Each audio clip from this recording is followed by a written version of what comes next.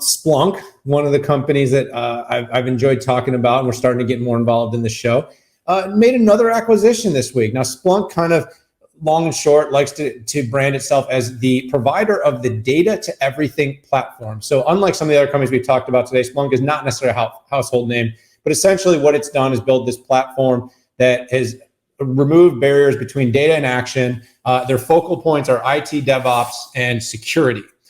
Made an acquisition this week, smaller-ish acquisition, but if you don't know, Splunk was a prem-based observability platform, prem-based IT ops, SecOps platform that's moved to an observability in the cloud platform to essentially allow an organization to use as kind of a wrapper, I call it, around all the organization's data to be able to more rapidly, everything from application to infrastructure to security. As we mentioned earlier in this pod, Pat, security is a massive issue. Companies are running up against it. Threats are coming from everywhere, and the ability to not only have all the data available to identify, detect intrusion early on and deal with it, but you're seeing more of a need for orchestration and automation. And so this Trustar acquisition that was made by Splunk really is set out to address that.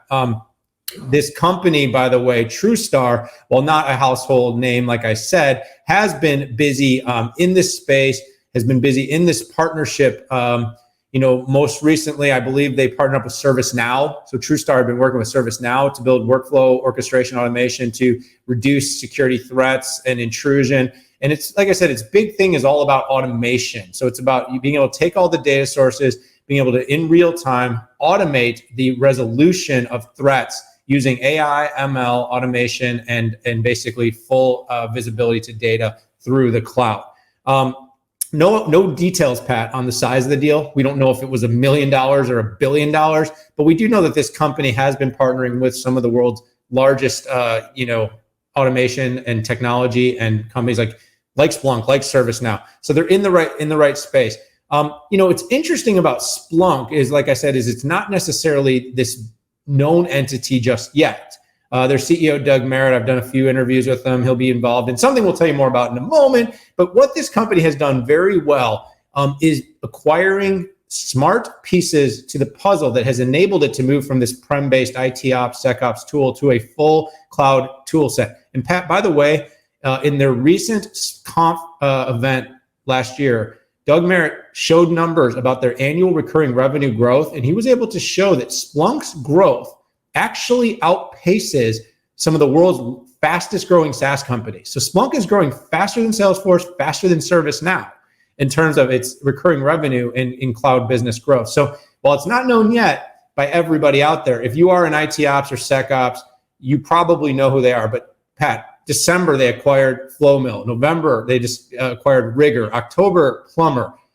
So you're talking about 3 acquisitions in 3 months. Last year, Streamlio, SignalFX, Omnitron, Krypton Cloud. So every one of these is a piece of the toolbox that enabled Splunk to move to this full observability cloud. Who else is in observability? IBM's in observability. Who else? Cisco's in observability. All the major cloud players are in observability. So while every company is putting more effort, more time, making more investments in acquisitions, Splunk was ahead of the curve. It was early on this, and now it's making some really smart little add-ons to its business like Trustar that are enabling it to differentiate and be a best-of-breed solution in this particular space. I'm pretty bullish on the company. I know the leadership. I found what they're doing to be on the right track, and you can't argue with their growth.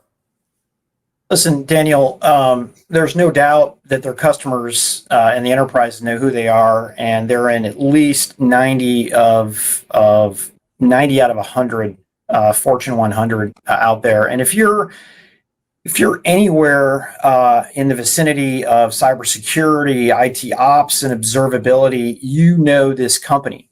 Splunk's challenge is they need to have more horizontal uses to leverage big data, and this is what this is all about. And this acquisition adds to their cybersecurity solution suite, and I think growing through small acquisitions to make the usability of big data is a smart thing, and it's a natural thing for them. And like we've seen with Hadoop to Spark to different big data tools, you're always being eaten by that next startup. And observability startups are coming out literally all over the place. I get pitched weekly on them. This latest one is using Snowflake, right? And that's their claim to fame, and they're probably going to go right up against Splunk in the exact same areas. So Splunk needs to grow, and it needs to grow fast. So I like their multiple acquisitions.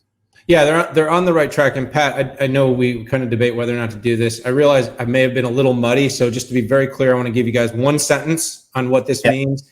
This is a layer to their Splunk security platform.